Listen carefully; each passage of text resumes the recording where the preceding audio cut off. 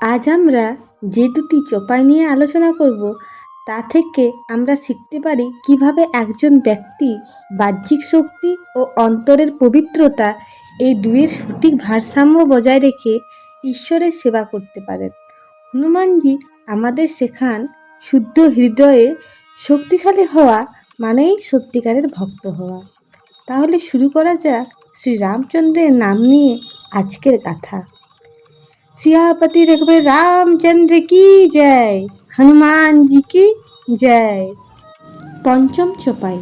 हाथ वज्र और ध्वजा विराजे, कांधे मूज जनेऊ साजे। এ সহজ ও সরল বাংলা অর্থটি হলো, আপনার হাতে বজ্র মানে একটা শক্তিশালী অস্ত্র ও একটি পতাকা রয়েছে, আপনার কাঁধে পবিত্র জেনেও অর্থাৎ উপনয়নসূচক সুতোর মতো গলায় পড়া ধাগা আছে।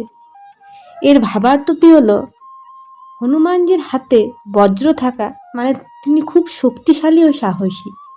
পতাকা মানে তিনি একজন মহান নেতা যিনি রামের বার্তা বহন করেন, আর জেনেও তার পবিত্রতা আর আত্মনিয়ন্ত্রণের প্রতীক। অর্থাৎ তিনি শুধু শক্তিশালী নন, ভেতর থেকে ভীষণ ভক্ত ও সংযমী। ষষ্ঠ চপাই। शंकर शुभन केशरी नंदन, तेज प्रताप महाजगवंदन। এর সহজ ও সরল বাংলা অর্থটি হলো, আপনি শঙ্করের অংশ এবং কেশরীর পুত্র। আপনার দীপ্তি, প্রতাপ ও মহিমায় গোটা জগৎ আপনাকে বন্দনা করে। এর ভাবার্থ বা আধ্যাত্মিক ব্যাখ্যাটি হলো, এই চপাইটি হনুমানের ঐশ্বরিক জন্ম ও আলৌকিক মহিমা বোঝায়। আপনি শিবের অংশ মানে আপনি ভক্তির মূর্তপতি। কেশরীর পুত্র মানে আপনার জন্ম মানবের ঘরে হলেও আপনার কর্ম ঈশ্বরীয়। আপনার দীপ্তি ও প্রতাপ এমন যা দেখে জগৎ পর্যন্ত আপনাকে শ্রদ্ধা করে।